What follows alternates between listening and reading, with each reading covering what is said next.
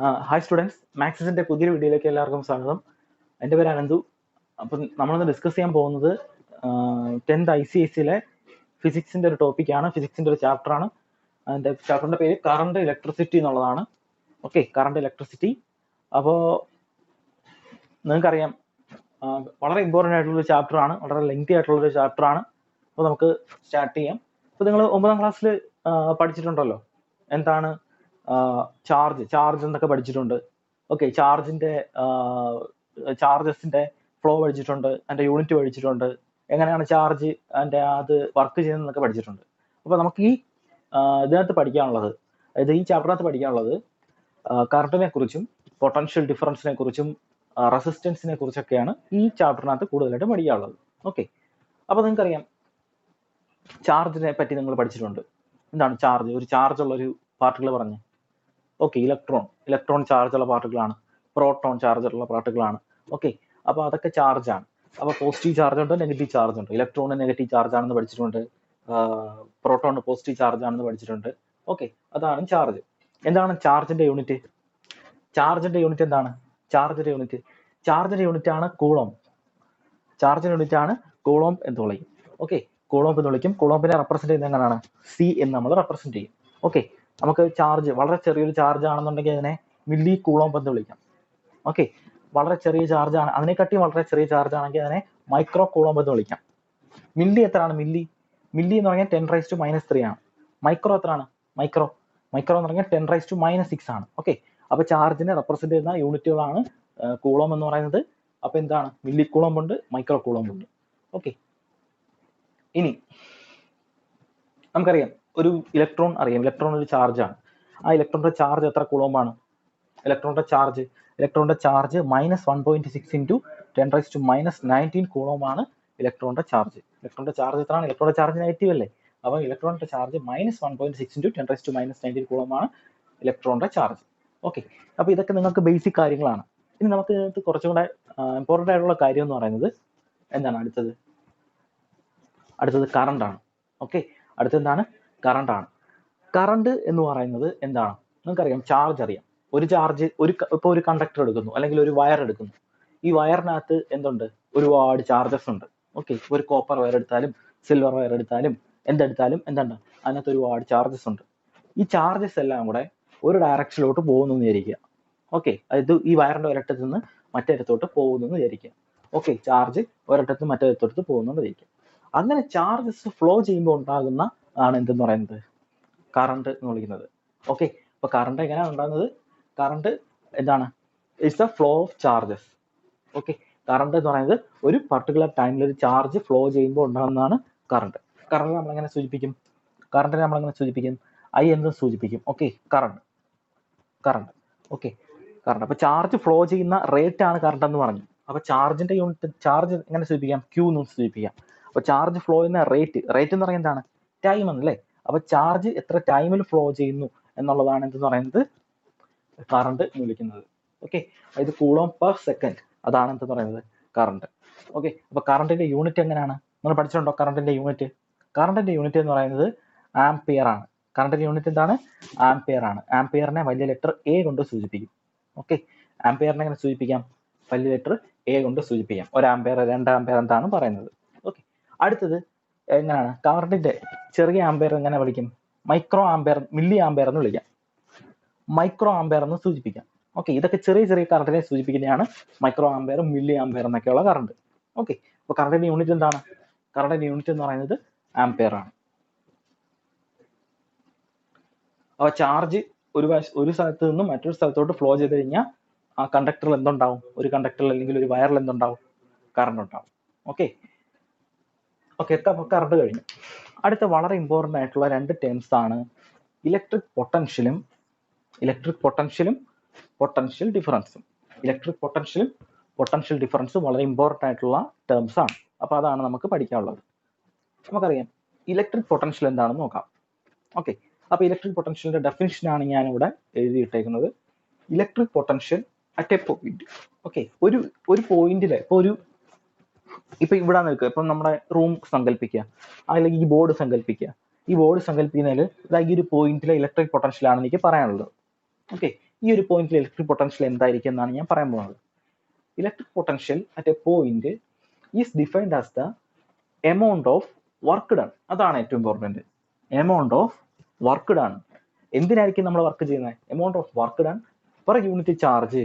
Okay, per unit charge in bringing a positive test charge from infinity to that point.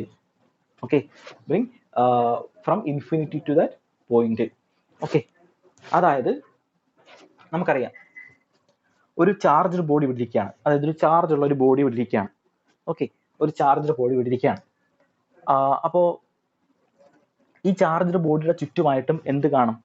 ഒരു potential കാണും. അതായത് അതിന് ഒരു ശക്തി കേന്ദ്രം കാണും. ഓക്കെ, അതിനൊരു ശക്തി കാണും. ഇപ്പൊ നിങ്ങൾക്കറിയാം കാന്തങ്ങൾ, രണ്ട് കാന്തങ്ങൾ തമ്മിൽ എടുത്തു വെച്ച് കഴിഞ്ഞാൽ അത് അട്രാക്ട് ചെയ്യും, അത് തിരിച്ചു വെച്ച് കഴിഞ്ഞാൽ അത് റിപ്പലും ചെയ്യും. ഓക്കെ, അപ്പൊ അതിന്റെ ശക്തി കേന്ദ്രം ഇപ്പൊ നമുക്ക് വളരെ ദൂരെ എത്തിയിരുന്നു കഴിഞ്ഞാൽ എന്ത് ചെയ്തു? അത് അട്രാക്ട് ചെയ്ത് റിപ്പൽ ചെയ്തില്ല. അതിന്റെ അടുത്തോട്ട് കൊണ്ടുവരുമ്പോൾ മാത്രമേ എന്ത് ചെയ്യത്തുള്ളൂ? അത് അട്രാക്ട് ചെയ്യുകയോ റിപ്പൽ ചെയ്യുകയോ ചെയ്യത്തുള്ളൂ. അപ്പൊ അതായത് അതിന്റെ ശക്തി പ്രകടിപ്പിക്കുന്ന ഒരു സ്ഥലമുണ്ട്. ഓക്കെ, അതുപോലെ തന്നെയാണ് ഈ പൊട്ടൻഷ്യലിന്റെ കാര്യവും. അപ്പൊ പൊട്ടൻഷ്യൽ എന്ന് പറയുന്നത് ആ ഒരു പോയിന്റിലെ പൊട്ടൻഷ്യൽ എന്ന് പറഞ്ഞാൽ എന്താണെന്ന് ചോദിച്ചു കഴിഞ്ഞാൽ നമ്മൾ എന്ത് വിളിക്കും? അതായത് ഈ ഒരു പോയിന്റിലെ പൊട്ടൻഷ്യൽ, അതായത് ഒരു ചാർജ്ഡ് ബോഡി വിട്ടിരിക്കുകയാണ്. ഇതാണ് ഒരു ചാർജ്ഡ് ബോഡി. ഓക്കെ, ഇതൊരു ചാർജ്ഡ് ബോഡിയാണെന്ന് സങ്കല്പിക്കാം. ഈ ചാർജ്ഡ് ബോഡിയുടെ ചുറ്റുമായിട്ട് ഒരു പൊട്ടൻഷ്യൽ ഉണ്ട്. അപ്പോൾ ആ ഒരു സ്ഥലത്തെ പൊട്ടൻഷ്യൽ എന്ന് പറയുന്നത്, ഓക്കെ, ആ ഒരു സ്ഥലത്തെ പൊട്ടൻഷ്യൽ എന്ന് പറയുന്നത് നമ്മൾ ഒരു ചാർജിനെ, അതായത് ക്യൂ എന്ന് പറഞ്ഞൊരു ചാർജിനെ ശ്രദ്ധിച്ചോണം, ക്യൂ എന്ന് പറഞ്ഞൊരു ചാർജിനെ നമ്മൾ എന്ത് ചെയ്യുന്നു? നമ്മൾ വെളിയിൽ നിന്ന്, അതായത് ഇൻഫിനിറ്റിയിൽ നിന്ന് ഈ പോയിന്റ് വരെ കൊണ്ടുവരാൻ എടുക്കുന്ന വർക്ക് ഡണ്ണ് ആണ് എന്തെന്ന് പറയുന്നത്? ഇലക്ട്രിക് പൊട്ടൻഷ്യൽ എന്ന് പറയുന്നത്. അതായത് എന്താണ് ഞാൻ പറഞ്ഞത്? ഈ ഇൻഫിനിറ്റിയിൽ നിന്നും ക്യൂ എന്ന് പറഞ്ഞൊരു ചാർജിനെ എന്ത് ചെയ്യുന്നു? ഈ ഒരു പോയിന്റിലോട്ട് കൊണ്ടുവരാൻ എടുക്കുന്ന വർക്ക് ഡൺ ആണ് എന്ന് പറയുന്നത് ഇലക്ട്രിക് പൊട്ടൻഷ്യൽ എന്ന് പറയുന്നത്. അതായത് work done per unit charge ആണ് പൊട്ടൻഷ്യൽ എന്ന് പറയുന്നത്. അതായത് ഇപ്പം ഒരു കൂളോം ചാർജിനെയാണ് നമ്മൾ കൊണ്ടുവരുന്നുണ്ടെങ്കിൽ ഉള്ള വർക്ക് ഡൺ ആണ് എന്ത്? അവിടുത്തെ ഇലക്ട്രിക് പൊട്ടൻഷ്യൽ. അപ്പോൾ ക്യൂ കൂളോം ചാർജിനാണ് കൊണ്ടുവരുന്നെങ്കിലോ അവിടുത്തെ ഇലക്ട്രിക് പൊട്ടൻഷ്യൽ എന്ന് പറയുന്നത് W/Q ആയിരിക്കും. ഓക്കെ, അപ്പോൾ എന്താണ് പറയുന്നത്? വർക്ക് ഡൺ ആണ്. അതായത് ഞാൻ നേരത്തെ പറഞ്ഞ പോലെ ഒരു രണ്ട് കാന്തങ്ങളുണ്ട്. അപ്പൊ രണ്ട് കാന്തങ്ങൾ എടുത്ത് നമ്മൾ അട്രാക്ട് ചെയ്യുന്നു. അട്രാക്ട് ചെയ്യുമ്പോൾ നമ്മൾ എന്താണ്, കാന്തങ്ങൾ ഇങ്ങനെ പരസ്പരം അടുത്തടുത്ത് കൊണ്ടുവരുമ്പോൾ അതിന്റെ അട്രാക്ഷൻ അനുഭവപ്പെടുന്ന ഒരു വിസിനിറ്റി കാണും. ഓക്കെ, അതിന്റെ ഒരു ചെറിയൊരു വിസിനിറ്റിയിൽ മാത്രമേ അതിന്റെ അട്രാക്ഷൻ നമുക്ക് എന്ത് ചെയ്യത്തുള്ളൂ? അനുഭവപ്പെട്ട് തുടങ്ങത്തുള്ളൂ. വളരെ അടുത്തോട്ട് കൊണ്ടുപോയി കഴിഞ്ഞാൽ എന്ത് ചെയ്യും? ഇത് പരസ്പരം അങ്ങ് ചേർന്ന് അട്രാക്ട് ചെയ്തിരിക്കും. ഓക്കെ, അതായത് നമ്മൾ അടുത്തോട്ട് കൊണ്ടുപോകുന്ന ചെല്ലും തോറും അട്രാക്ഷൻ കൂടി വന്നുകൊണ്ടേയിരിക്കും. അപ്പൊ ഏതോ ഒരു പോയിന്റിൽ വെച്ചാണല്ലോ ഈ അട്രാക്ഷൻ തുടങ്ങിയത്. ഓക്കെ, അതുപോലെ തന്നെ ഏതോ ഒരു പോയിന്റിൽ നമുക്ക് എന്ത് കണ്ടുപിടിക്കണം? ഇലക്ട്രിക് പൊട്ടൻഷ്യൽ കണ്ടുപിടിക്കണം. ആ പൊട്ടൻഷ്യൽ എന്ന് പറയുന്നത് നമുക്ക് വെളിയിൽ നിന്നും ഒരു ചാർജിനെ, അതായത് ഇതിന്റെ പരിസര പ്രദേശത്തൊന്നും ഇല്ലാത്ത ഒരു ചാർജിനെ എന്ത് ചെയ്യുന്നു? ആ പോയിന്റിലോട്ട് കൊണ്ടുവരാനുള്ള വർക്ക് ഡൺ ആണ് എന്ത്? Electric potential. Work done per unit charge ആണ്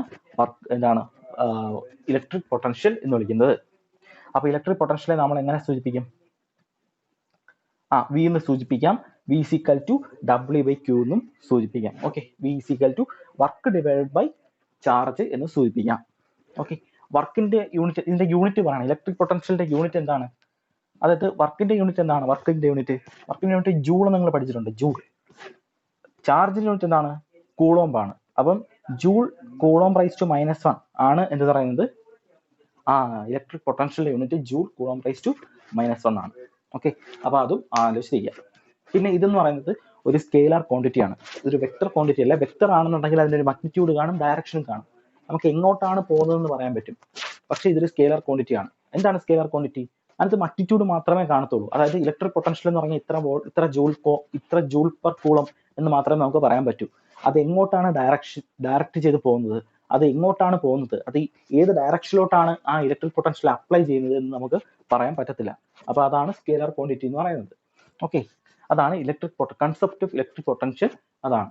അപ്പൊ അതിന്റെ ഡെഫിനിഷൻ എന്താണ്? Electric potential at a point is defined as the amount of work done per unit charge in bringing a positive test charge from infinity to that point. ഈ positive test charge എന്താ അറിയോ? Positive test charge എന്ന് പറഞ്ഞാൽ നമുക്ക് അറിയാമെന്നുള്ളൊരു ചാർജാണ്. ആ ഒരു ചാർജിന്റെ value നമുക്ക് അറിയാം. അതാണ് പോസിറ്റീവ് ടെസ്റ്റ് ചാർജ് എന്ന് പറയുന്നത്. ടെസ്റ്റ് ചാർജ് അല്ലേ? Bringing a positive test charge ഉണ്ട്. Positive test charge from infinity to that point. അതാണ് ഇലക്ട്രിക് പൊട്ടൻഷ്യൽ. അടുത്ത ഇമ്പോർട്ടൻ്റ് കാര്യമാണ് പൊട്ടൻഷ്യൽ ഡിഫറൻസ്. പൊട്ടൻഷ്യൽ ഡിഫറൻസ് എന്ന് പറയുന്നത് എന്താണ്? നേരത്തെ ഇലക്ട്രിക് പൊട്ടൻഷ്യൽ പറഞ്ഞ പോലെ തന്നെ ഇവിടെ നമുക്ക് പൊട്ടൻഷ്യൽ ഡിഫറൻസ് പറയാം. ഇലക്ട്രിക് പൊട്ടൻഷ്യൽ നമ്മൾ ഒരു പോയിന്റ് എടുത്താണ് പറഞ്ഞത്. പക്ഷേ പൊട്ടൻഷ്യൽ ഡിഫറൻസ് പറയുമ്പോൾ 2 പോയിന്റ് എടുത്തിട്ട് പറയണം. ഓക്കെ, 2 പോയിന്റ് എടുത്തിട്ട് പറയണം പൊട്ടൻഷ്യൽ ഡിഫറൻസ്. ഇപ്പൊ ഞാൻ നേരത്തെ പറഞ്ഞു കറണ്ട് ഉണ്ടാകുന്നത് എങ്ങനെയാണ്? കറണ്ട് ഉണ്ടാകുന്നത് ചാർജ് ഫ്ലോ ചെയ്യുമ്പോഴാണ് കറണ്ട് ഉണ്ടാകുന്നത്. അതായത് Q/T ആണെന്ന് പറയുന്നത് കറണ്ട് എന്ന് പറയുന്നത്. അതായത് ഈ ചാർജിന് ഫ്ലോ ചെയ്യണമെങ്കിൽ ചുമ്മാ അങ്ങ് ഫ്ലോ ചെയ്യാൻ പറ്റുമോ? ഇല്ല. ആരെങ്കിലും എന്തെങ്കിലും ഒരു ഫോഴ്സ് കൊടുക്കണം, അല്ലെങ്കിൽ എന്തെങ്കിലും ചാർജിൽ ഒന്ന് തള്ളി വിടണം, അങ്ങോട്ട് പോകും എന്ന് പറഞ്ഞു. അപ്പൊ ആ ഒരു ഫോഴ്സ് ആണ് എന്ത്? Potential difference. അതായത് പൊട്ടൻഷ്യൽ ഡിഫറൻസ് ഉണ്ടെങ്കിൽ മാത്രമേ എന്ത് ഫ്ലോ ചെയ്യത്തുള്ളൂ?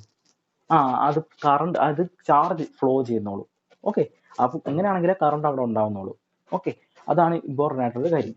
അപ്പൊ അതാണ് പൊട്ടൻഷ്യൽ ഡിഫറൻസ് എന്ന് പറയുന്നത്. അപ്പൊ എന്താണ് പൊട്ടൻഷ്യൽ ഡിഫറൻസ്? അതായത് എയും ബിയും തമ്മിൽ, ഇവിടെ എ എന്നിരിക്കട്ടെ, ഈ പോയിന്റ് ബി എന്നിരിക്കട്ടെ, എയും ബിയും തമ്മിൽ പൊട്ടൻഷ്യൽ ഡിഫറൻസ് ഉണ്ടെങ്കിൽ എന്ത് ഫ്ലോ ചെയ്യുന്നുണ്ട്? ചാർജ് ഫ്ലോ ചെയ്യുന്നുണ്ട്. ഇത് തമ്മിൽ പൊട്ടൻഷ്യൽ ഡിഫറൻസ് 0 ആണെങ്കിലോ ഇവിടെ ചാർജ് ഫ്ലോ ചെയ്യുന്നില്ല, അതുവഴി കറണ്ടും ഉണ്ടാകുന്നില്ല. അപ്പൊ അതാണ് ഏറ്റവും ഇമ്പോർട്ടൻ്റ് ആയിട്ടുള്ള കാര്യം. ഓക്കെ, അപ്പൊ എന്താണ് potential difference? Potential difference between 2 points is defined as a work done per unit charge.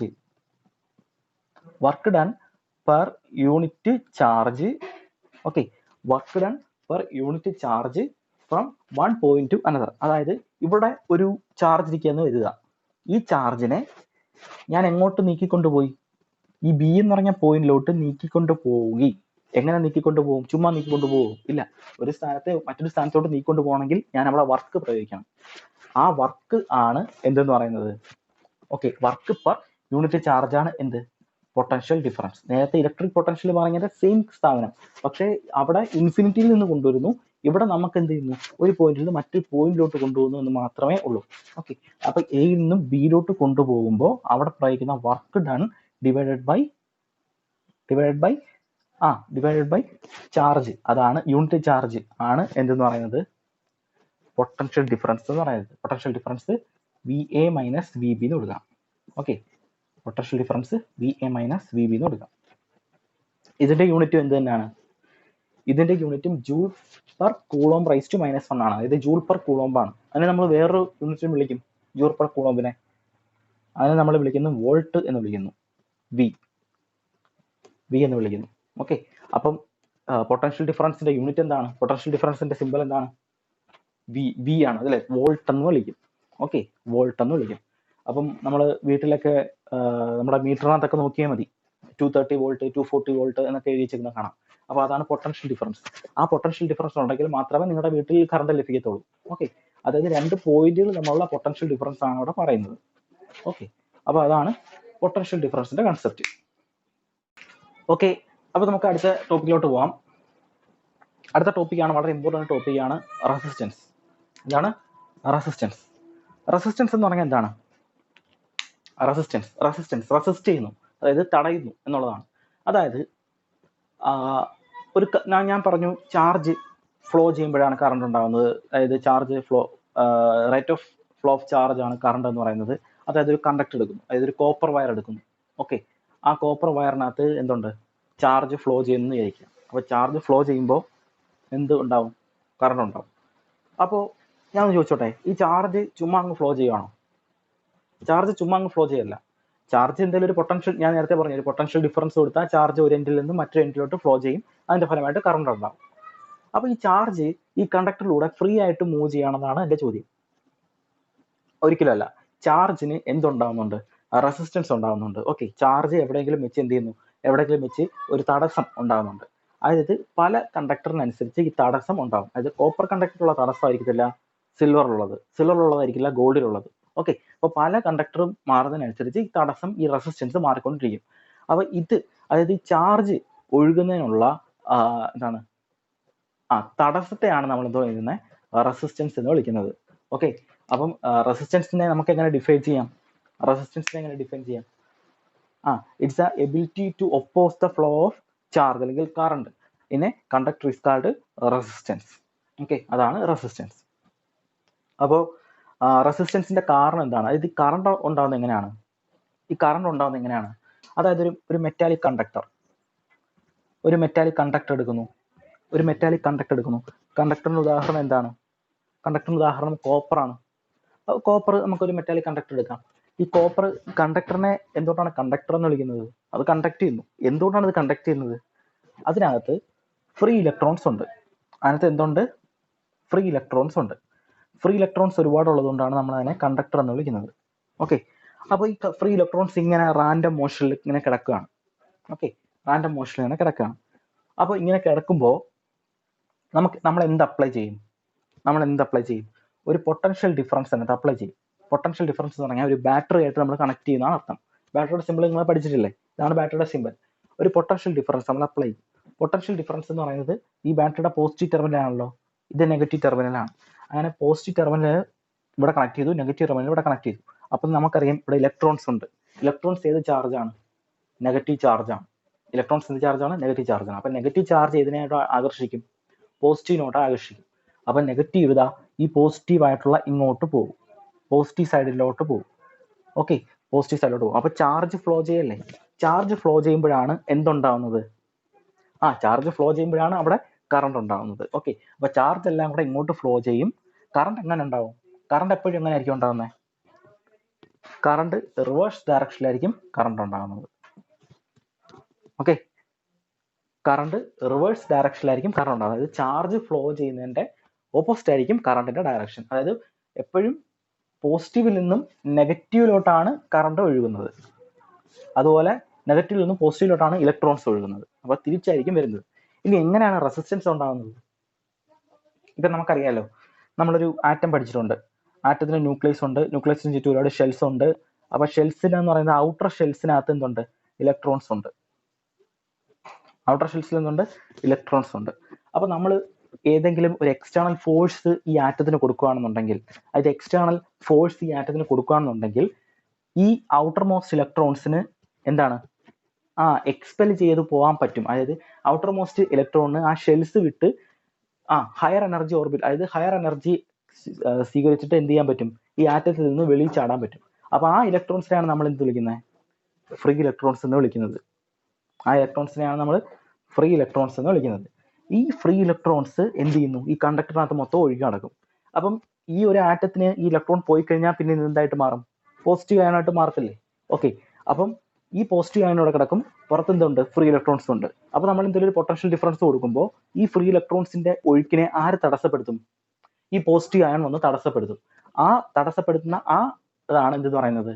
Resistance എന്ന് പറയുന്നത്. ഓക്കെ, അതായത് നെഗറ്റീവ് ചാർജിനെ ഈ പോസിറ്റീവ് ചാർജ് തടസ്സപ്പെടുത്തുന്ന ഒരു പ്രോസസ് ആണ് നമ്മൾ റെസിസ്റ്റൻസ് ആയിട്ട് പറയുന്നത്. അതാണ് ഏറ്റവും ഇമ്പോർട്ടൻ്റ് ആയിട്ടുള്ള ഒരു കാര്യം. അതാണ് കൺസെപ്റ്റ് ഓഫ് റെസിസ്റ്റൻസ് എന്ന് പറയുന്നത്. അപ്പൊ കറണ്ട് ഉണ്ടാകുന്നത് നമ്മൾ എങ്ങനെയാണെന്ന് പഠിച്ചു. അപ്പൊ ഫ്രീ ഇലക്ട്രോൺസ് ആണ്. ഈ പോയിന്റ് പ്രത്യേകം ശ്രദ്ധിക്കണം. നമ്മളൊരു ബാറ്ററി അപ്ലൈ ചെയ്യുമ്പോൾ, ഒരു പൊട്ടൻഷ്യൽ ഡിഫറൻസ് അപ്ലൈ ചെയ്യുമ്പോൾ എന്താണ്? ഫ്രീ ഇലക്ട്രോൺസിന് ഹയർ എനർജി കിട്ടും. അങ്ങനെ ഫ്രീ ഇലക്ട്രോൺസ് ഈ ഷെല്ലിൽ നിന്ന് പുറത്തോട്ട് പോകും. ആ ഒരു ഇലക്ട്രോണിനെയാണ് നമ്മൾ ഫ്രീ ഇലക്ട്രോൺസ് എന്ന് വിളിക്കുന്നത്. ഓക്കെ, അടുത്ത റെസിസ്റ്റൻസും വോൾട്ടേജും പൊട്ടൻഷ്യൽ ഡിഫറൻസും കറണ്ടുമായിട്ട് ബന്ധപ്പെട്ട് നടക്കുന്ന ഒരു ലോ ആണ് ഓംസ് ലോ. ഓം എന്ന് പറയുന്ന ഒരാളുടെ പേരാണ് ജോർജ് സൈമൺ ഓം എന്ന് പറയുന്ന ഒരു ജർമ്മൻ ഫിസിസിസ്റ്റ് ആണ്. അദ്ദേഹം നടത്തിയ എക്സ്പെരിമെന്റിലൂടെയാണ് ഈ ഓംസ് ലോ അദ്ദേഹം കണ്ടുപിടിച്ചത്. അപ്പോൾ ഓംസ് ലോ എന്താണെന്ന് നോക്കാം. ഓംസ് ലോ എന്ന് പറയുന്നത്, Ohm's law states that at a given physical condition or a constant temperature. Okay, അപ്പോൾ Ohm's law states that at a given physical condition or a constant temperature, the current passing through a conductor is directly proportional to the voltage applied across them. Okay, that is at a given temperature. അതായത് നമ്മളിപ്പം given temperature എന്ന് പറഞ്ഞാൽ ഒരു room ടെമ്പറേച്ചറിൽ, അതായത് 30 degree Celsius അല്ലെങ്കിൽ 25 degree Celsius ഉള്ള ഒരു റൂം ടെമ്പറേച്ചറിൽ എന്ത് ചെയ്യുന്നു? ഒരു കണ്ടക്ടറിലൂടെ പാസ് ചെയ്യുന്ന current is proportional to the potential difference applied across them. അപ്പം current is proportional to the potential difference across them ആണ് എന്തെന്ന് പറയുന്നത്? ഓംസ് ലോ പറയുന്നത്. ഓക്കെ, അപ്പൊ നമുക്ക് ഈ ഐനെ ഇപ്പുറത്ത് കൊണ്ടുവരാമല്ലോ. V divide by I is a constant എന്ന് കൊടുക്കാമല്ലോ, കോൺസ്റ്റന്റ് എന്ന് കൊടുക്കാമല്ലോ. ഓക്കെ, അപ്പോൾ V divide by I equal to എന്ത് വരുന്നു? ആ കോൺസ്റ്റന്റ് ആണ് എന്ത്? റെസിസ്റ്റൻസ് ആർ എന്ന് കൊടുക്കുന്നത്. അപ്പോൾ ആ കോൺസ്റ്റന്റ് ആണ് എന്ത്? Resistance R. അപ്പം നമുക്ക് V equal to I R എന്ന് എഴുതാലോ. V equal to I R. ഇതാണ് ഓംസ് ലോയുടെ ഇക്വേഷൻ. ഓക്കെ, അപ്പോൾ ഓംസ് ലോയുടെ ഇക്വേഷൻ എന്താണ്? V equal to I R ആണ് ഓംസ് ലോയുടെ ഇക്വേഷൻ. ഇത് ഭയങ്കര ഇമ്പോർട്ടൻറ്റ് ഇക്വേഷൻ ആണ്. V equal to I R ആണ് ഓംസ് ലോയുടെ ഇക്വേഷൻ. ഇവിടെ കിടക്കുന്ന ആറ് കണ്ടോ? ആർ എന്താണ്? ആറാണ് റെസിസ്റ്റൻസ്. റെസിസ്റ്റൻസിന്റെ യൂണിറ്റ് എന്താണ്? റെസിസ്റ്റൻസിന്റെ യൂണിറ്റ്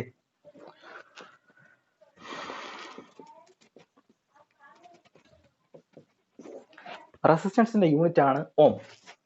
ഓം തന്നെയാണ് റെസിസ്റ്റൻസിന്റെ യൂണിറ്റ്. ഓമിനെ എങ്ങനെ റെപ്രസെന്റ് ചെയ്യും? ഇതെങ്ങനെ റെപ്രസെന്റ് ചെയ്യും? ഇതാണ് റെസിസ്റ്റൻസിന്റെ യൂണിറ്റ്. ഓക്കെ, ഇതാണ് ഓം. ഓം എന്ന് വിളിക്കും. ഓക്കെ, ഇതാണ് റെസിസ്റ്റൻസിന്റെ യൂണിറ്റ്. റെസിസ്റ്റൻസിനെ നമുക്ക് വേണമെങ്കിൽ വലിയ റെസിസ്റ്റൻസ് ആണെങ്കിൽ നമുക്ക് കിലോ ഓം എന്നൊക്കെ കൊടുക്കാം. ഓക്കെ, അങ്ങനെയൊക്കെ കെ ഓം എന്നൊക്കെ കൊടുക്കാം. അല്ലെങ്കിൽ ചെറിയ റെസിസ്റ്റൻസ് ആണെന്നുണ്ടെങ്കിൽ മില്ലി ഓം എന്ന് കൊടുക്കാം, മൈക്രോ ഓം എന്ന് കൊടുക്കാം, അല്ലെങ്കിൽ മെഗാ ഓം എന്ന് വലിയ റെസിസ്റ്റൻസ് ആണെന്നുണ്ടെങ്കിൽ മെഗാ ഓം എന്നൊക്കെ പറഞ്ഞു കൊടുക്കാം. അതാണ് റെസിസ്റ്റൻസിന്റെ യൂണിറ്റ്. അടുത്ത് നമുക്ക് പഠിക്കാനുള്ളത് കണ്ടക്ടൻസ് ആണ്. എന്താണ് കണ്ടക്ടൻസ്?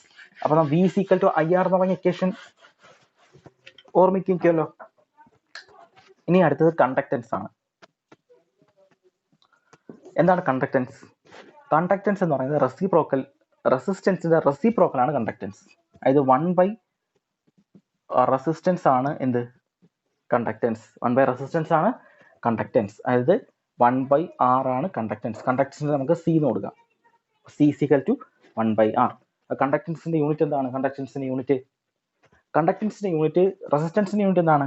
ഓം. അപ്പോൾ 1/ഓം എന്ന് വിളിക്കും. അതായത് ഓം റൈസ് ടു -1 എന്ന് വിളിക്കും. അതാണ് കണ്ടക്ടൻസിന്റെ യൂണിറ്റ്. വേറൊരു യൂണിറ്റ് കൂടെ ഉണ്ട്, അതാണ് സീമെൻസ്. സീമെൻസ് എന്ന് വിളിക്കും. സീമെൻസ് അതും കണ്ടക്ടൻസ് യൂണിറ്റ് ആണ്. അതിനെ നമുക്ക് എസ് എന്ന് സൂചിപ്പിക്കാം. ഓക്കെ, അപ്പൊ കണ്ടക്ടൻസിന്റെ ഫിസിക്കൽ മീനിങ് എന്താണ്? റെസിസ്റ്റൻസ് എന്ന് പറഞ്ഞാൽ ഒപ്പോസ് ചെയ്യുന്ന ability to oppose that charge, ഈ ഫ്ലോ ഓഫ് ചാർജ് ആണ്. അതുപോലെ കണ്ടക്ടൻസ് എന്ന് പറയുന്നത് എത്ര ഈസി ആയിട്ട് ഒരു കണ്ടക്ടറിൽ കൂടെ എന്ത് പാസ് ചെയ്യുന്നു, കറണ്ട് പാസ് ചെയ്യുന്നു എന്നുള്ള മീനിങ്, ഫിസിക്കൽ മീനിങ് ആണ് കണ്ടക്ടൻസ് എന്ന് പറഞ്ഞ സാധനത്തിനുള്ളത്. ഓക്കെ,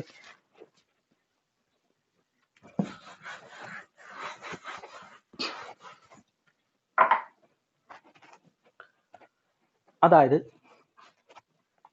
അടുത്തത് ഐ വി ഗ്രാഫാണ്.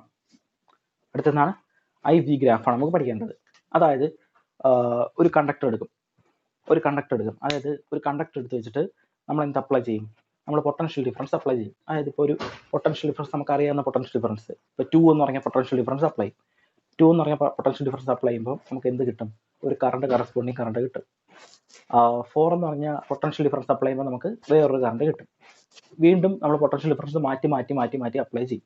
അപ്പോൾ നമ്മൾ എത്ര പൊട്ടൻഷ്യൽ ഡിഫറൻസ് മാറ്റുമോ അത്രയും കറണ്ട് നമുക്ക് കിട്ടും. ആ കറണ്ടും വോൾട്ടേജും തമ്മിലുള്ള ഒരു ഗ്രാഫ് നമ്മൾ വരയ്ക്കുകയാണെന്നുണ്ടെങ്കിൽ നമുക്ക് കിട്ടുന്നത് എന്തായിരിക്കും? ഒരു സ്ട്രെയിറ്റ് ലൈൻ ആയിരിക്കും. ഓക്കെ, ഒരു സ്ട്രെയിറ്റ് ലൈൻ ആയിരിക്കും. പക്ഷെ അതിനൊരു എക്സെപ്ഷൻ ഉണ്ട്. ഇത് ഐ ആണ്, ഇത് വി ആണ്. ഓക്കെ, ഐ വി ഗ്രാഫ് അല്ലേ? ഐ വി ഗ്രാഫാണ്. അപ്പോൾ നമുക്ക് കിട്ടുന്ന ഒരു സ്ട്രെയിറ്റ് ലൈൻ ആയിരിക്കും. ഓക്കെ, അതായത് കറസ്പോണ്ടിങ് ആയിട്ട് വോൾട്ടേജിന് എന്താണ് കറസ്പോണ്ടിങ് ആയിട്ടുള്ള ഒരു വാല്യൂസ് അവിടെ ഉണ്ട്. അതാണ് ഐ വി ഗ്രാഫ് എന്ന് പറയുന്നത്. ഈ സ്ട്രെയിറ്റ് ലൈൻ വരുന്ന ഗ്രാഫ് ഏത് കണ്ടക്ടറാണ് എന്ന് ചോദിച്ചു കഴിഞ്ഞാൽ രണ്ട് തരത്തിലുള്ള കണ്ടക്ടർ ഉണ്ട്. ഓക്കെ, രണ്ട് തരത്തിലുള്ള കണ്ടക്ടർ ഉണ്ട്. അതായത് രണ്ട് തരത്തിലുള്ള റെസിസ്റ്റർ ഉണ്ടെന്ന് പറയാം. ഓക്കെ, അതായത് ഇപ്പോൾ ഓമിക്കും ഉണ്ട്, നോൺ ഓമിക്കും ഉണ്ട്. നോൺ ഓമിക്കും ഉണ്ട്. അതായത് ഓംസ് ലോ അറിയാലോ, V equal to I R ആണ്. അതായത് നേരത്തെ പറഞ്ഞ പോലെ വി പ്രൊപ്പോർഷണൽ ടു ഐ എന്ന് പറഞ്ഞു. അതായത് വി പ്രൊപ്പോർഷണൽ ടു ഐ ആണ്. വി എത്ര മാറുന്നോ ഐ അത്രയും തന്നെ മാറും. ഇത് ഏതിനാണ്? ഇതാണ് ഓംസ് ലോ പറയുന്നത്. പക്ഷേ ഈ ഓംസ് ലോ ഒബേ ചെയ്യുന്ന കണ്ടക്ടേഴ്സും ഉണ്ട്, അല്ലെങ്കിൽ റെസിസ്റ്റേഴ്സും ഉണ്ട്. ഓംസ് ലോ ഒബേ ചെയ്യാത്ത കണ്ടക്ടേഴ്സും ഉണ്ട്. ഓംസ് ലോ ഒബേ ചെയ്യുന്ന കണ്ടക്ടറിനുള്ളതാണ് എന്ത്? Straight line.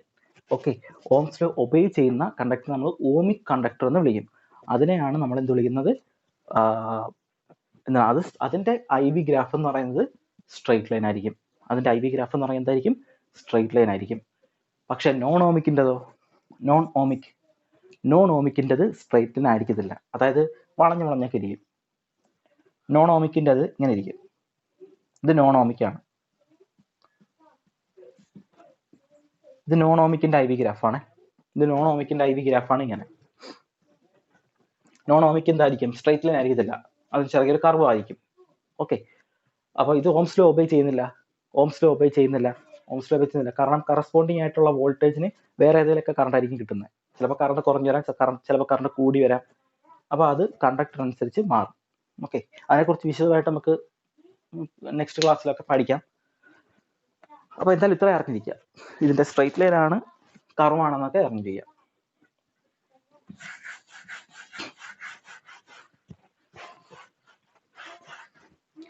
അടുത്തത് slope of I V graph ആണ്.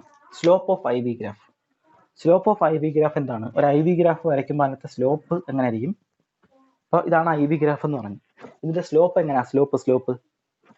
സ്ലോപ്പ് എടുക്കുന്നത് എങ്ങനെയാണ്? ഗ്രാഫിന്റെ സ്ലോപ്പ് എടുക്കുന്നത് ഇതാണ് സ്ലോപ്പ്. ഈ തീറ്റ ആണല്ലോ സ്ലോപ്പ് എന്ന് പറയുന്നത്. അതായത് തീറ്റ എന്ന് പറയുന്നത് എന്താണ്? ഇതെത്രാണ്? ഇത് ഐന്റെ ഗ്രാഫ് അല്ലേ, ഐന്റെ കോളം അല്ലേ, ഡെൽറ്റ ഐ ആണ്, ഐയുടെ ചേഞ്ച് ആണ്. ഇനി താഴെയുള്ളത് ബിയുടെ ചേഞ്ച് ആണ്, ഡെൽറ്റ ബിയുടെ ചേഞ്ച് ആണ്. സ്ലോപ്പ് എടുക്കുന്നത് എന്ന് പറയുന്നത് ഓപ്പോസിറ്റ് ഡിവൈഡ് ബൈ അഡ്ജസന്റ് ആണ്. സ്ലോപ്പ് എപ്പോഴും ഓപ്പോസിറ്റ് ഡിവൈഡ് ബൈ അഡ്ജസന്റ് ആണ്. അപ്പോൾ ഡെൽറ്റ, ഇത് ഈ ആംഗിളിന് ഓപ്പോസിറ്റ് ആയിട്ടുള്ളത് ഡെൽറ്റ ഐ ആണ്. അപ്പോൾ ഡെൽറ്റ ഐ, ഈ അഡ്ജസന്റ് ആയിട്ടുള്ള വാല്യൂ എന്ന് പറയുന്നത് ഡെൽറ്റ ബി ആണ്.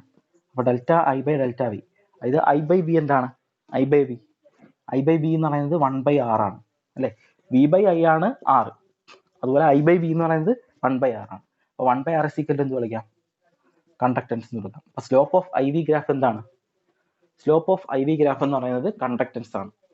ഓക്കെ, അതായത് ഐ ബൈ വി വന്നതുകൊണ്ടാണ് ഞാൻ എന്താ എഴുതിയത്, 1/r എന്ന് എഴുതിയത്. അടുത്തത് ലിമിറ്റേഷൻസ് ഓഫ് ഓംസ് ലോ ആണ്. ഓംസ് ലോക്ക് എന്തോ ഒരു ലിമിറ്റേഷൻസ് ഉണ്ട്. ഞാൻ ഓംസ് ലോ സ്റ്റേറ്റ് ചെയ്തപ്പോൾ അതൊരു കാര്യം പറഞ്ഞു. എന്തായിരിക്കും? To given physical conditions and constant temperature. അത് ഇമ്പോർട്ടൻ്റാണ്. അതായത് നമ്മൾ ചെക്ക് ചെയ്യുന്ന ഒരു കാര്യം ഭയങ്കര ഇമ്പോർട്ടൻ്റ് ആയിരിക്കും. ഇപ്പോൾ നമ്മൾ നമ്മുടെ കൊല്ലത്ത് വെച്ച് ചെക്ക് ചെയ്യുമ്പോൾ നമുക്ക് അതിനെന്താ ഒരു റെസിസ്റ്റൻസ് കിട്ടും. അതുപോലെ ആയിരിക്കത്തില്ല വല്ല സൗദി അറേബ്യയിൽ പോയി ചെക്ക് ചെയ്യുമ്പോൾ, അവിടെ ചൂട് കൂടുതലാണ്. ഓക്കെ, അപ്പോൾ ടെമ്പറേച്ചർ മാറിക്കൊണ്ടിരിക്കുക. അപ്പോൾ ടെമ്പറേച്ചർ മാറുമ്പോൾ എന്ത് മാറും? റെസിസ്റ്റൻസ് മാറും. അപ്പോൾ ടെമ്പറേച്ചർ കോൺസ്റ്റന്റ് ആണെങ്കിൽ മാത്രമേ റെസിസ്റ്റൻസ് നമുക്ക് എന്ത് കിട്ടൂ? ആക്യുറേറ്റ് ആയിട്ട് കിട്ടൂ. ടെമ്പറേച്ചർ മാറിക്കഴിഞ്ഞാലോ റെസിസ്റ്റൻസ് മാറും. അപ്പോൾ ലിമിറ്റേഷൻസ് ഓഫ് ഓംസ് ലോ എന്ന് പറയുന്നത് ടെമ്പറേച്ചറിന്റെ ഡിപ്പെൻഡൻസ് ആണ്. ഓക്കെ, ടെമ്പറേച്ചർ ഡിപ്പെൻഡ് ആയതുകൊണ്ട് നമുക്ക് ആക്യുറേറ്റ് ആയിട്ടുള്ള റിസൾട്ട് കിട്ടണമെന്നില്ല. ടെമ്പറേച്ചർ അനുസരിച്ച് എന്ത് മാറിക്കൊണ്ടിരിക്കും? റെസിസ്റ്റൻസ് മാറിക്കൊണ്ടിരിക്കും. അതാണ് ലിമിറ്റേഷൻസ് ഓഫ് ഓംസ് ലോ പറയുന്നത്.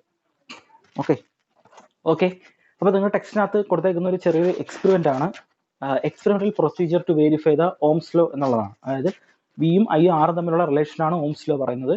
ആ ഓംസ് ലോ എങ്ങനെയാണ് വെരിഫൈ എന്നുള്ളൊരു എക്സ്പെരിമെന്റ് ആണ് നമ്മൾ ടെക്സ്റ്റിനകത്ത് കൊടുത്തേക്കുന്നത്. അപ്പോൾ ഇതാണ് എക്സ്പെരിമെന്റ് ഓഫ് ഫിഗർ എന്ന് പറയുന്നത്. ഇതിനകത്ത് എന്തൊക്കെ കണക്ട് ചെയ്തിട്ടുണ്ട്? നിങ്ങൾക്കൊരു ബാറ്ററി കാണാൻ പറ്റും അല്ലേ, ഒരു ബാറ്ററി കാണാൻ പറ്റും. പിന്നെ ഇവിടെ ഒരു സാധനമാണ് റിയോസ്റ്റാറ്റ് എന്ന് പറയുന്നത്. എന്താണ് റിയോസ്റ്റാറ്റ്? റിയോസ്റ്റാറ്റ് എന്ന് ഒന്നുമില്ല, അതൊരു വേരിയബിൾ റെസിസ്റ്റൻസ് ആണ്. അതായത് റെസിസ്റ്റൻസ് നമുക്ക് വേരി ചെയ്യിപ്പിക്കാൻ പറ്റും. അതിനകത്തൊരു സ്ലൈഡിങ് കോണ്ടാക്ട് ഒക്കെ ഉണ്ട്, ഒരു സ്ലൈഡർ ഉണ്ട്. ആ സ്ലൈഡർ നമ്മൾ മാറ്റി വെക്കുന്നതിനനുസരിച്ച് റെസിസ്റ്റൻസ് എന്തെങ്കിലും മാറിക്കൊണ്ടിരിക്കും. സ്ലൈഡർ ഏറ്റവും അങ്ങേറ്റത്ത് കൊണ്ട് വെച്ച് കഴിഞ്ഞാൽ കൂടുതൽ റെസിസ്റ്റൻസ് കിട്ടും, സ്ലൈഡർ ഏറ്റവും ഇങ്ങേറ്റത്ത് കൊണ്ട് വെച്ച് കഴിഞ്ഞാൽ നമുക്ക് കുറഞ്ഞ റെസിസ്റ്റൻസ് കിട്ടത്തുള്ളൂ. അതൊരു സ്ലൈഡിങ് ആണ് കേട്ടോ, ഒരു സ്ലൈഡറാണ് റിയോസ്റ്റാറ്റ് എന്ന് പറയുന്നത്. റെസിസ്റ്റൻസ് വേരി ചെയ്യിപ്പിക്കാൻ ഉപയോഗിക്കുന്ന ഒരു ഡിവൈസ് ആണ് റിയോസ്റ്റാറ്റ്. അടുത്തത് എന്തുണ്ട്? ഒരു അമ്മീറ്റർ ഉണ്ട്. അമ്മീറ്റർ എന്തിനാണ് മെഷർ ചെയ്യുന്നത്? അമ്മീറ്റർ കറണ്ട് മെഷർ ചെയ്യാൻ. അടുത്തത് ഇവിടെ റെസിസ്റ്റർ ഉണ്ട്. ആ റെസിസ്റ്ററിന്റെ പാരലായിട്ട് എന്ത് കണക്ട് ചെയ്തിട്ടുണ്ട്? വോൾട്ട് മീറ്റർ കണക്ട് ചെയ്തിട്ടുണ്ട്. വോൾട്ട് മീറ്റർ എപ്പോഴും കണക്ട് ചെയ്യുന്നത് എങ്ങനെയായിരിക്കും? പാരലായിട്ടായിരിക്കും കണക്ട് ചെയ്യുന്ന വോൾട്ട് മീറ്റർ. അതുപോലെ ഇവിടെ ഒരു കീ ഉണ്ട്.